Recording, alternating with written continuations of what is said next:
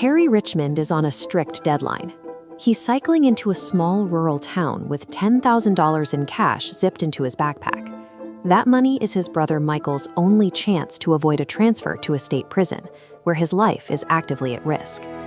But before he can even reach the courthouse, a local police cruiser rams him off his bike.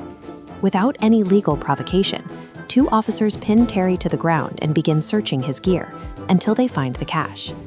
This legal mechanism is called civil asset forfeiture. It allows police to confiscate cash based on mere suspicion.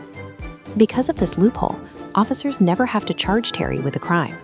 The cash bypasses the court entirely, moving directly into the police budget. Terry is trapped in a systemic loop. He needs the law to protect his brother, but the very people sworn to uphold that law have legally seized his only means of doing so. Terry attempts to navigate the courthouse to post bail, but he's met by a clerk who refuses to accept anything but the cash the police just took. Even with the receipt the officers gave him, the clerk refuses to process the paperwork. A court employee named Summer notices Terry's struggle. She reveals that this isn't an accident. The entire town's legal infrastructure is optimized to extract wealth from people passing through who don't have the resources to fight back. In a final act of diplomacy, Terry offers Police Chief Thomas a deal. Keep the majority of the money as a donation, but return the exact amount needed for bail. Thomas agrees to let him see his brother the next morning, buying more time for the system to process the prison transfer.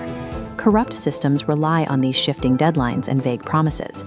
By burying a victim in paperwork and false hope, the town ensures that by the time a citizen realizes the game is rigged, they've already run out of options. When Terry tries to secure a loan from his employer, the police preemptively shut him down.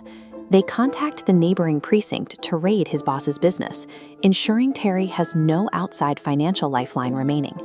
The delays prove fatal. Michael is transferred to the state facility, where he is immediately targeted and killed. When Terry finally reaches him, he is standing over a covered gurney in a sterile hospital hallway. Terry's attempt to follow every legal procedure resulted in his brother's death. The rule-abiding traveler who arrived on a bicycle disappears, replaced by a man who no longer respects the precinct's authority. Terry walks back into the station and overpowers Chief Thomas and his second-in-command in seconds.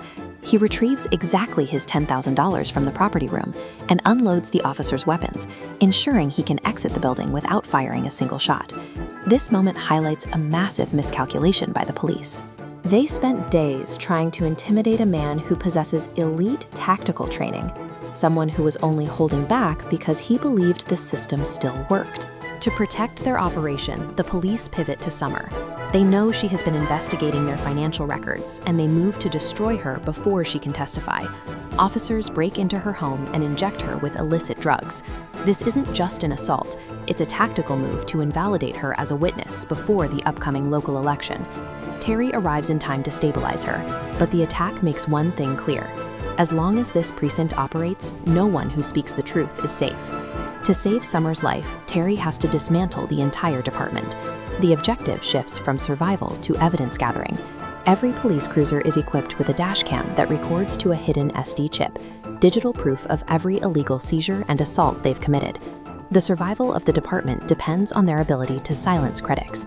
By choosing to stay and fight, Terry transforms a personal tragedy into a mission to expose the precinct's internal records to the world.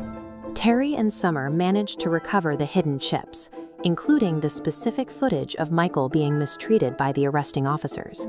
But Summer is captured during the escape. The time for stealth is over, and Terry initiates a direct assault to recover her before the officers can finish what they started. Terry abandons subtlety, crashing a heavy vehicle directly through the brick facade of the police station to bypass their fortified entrance.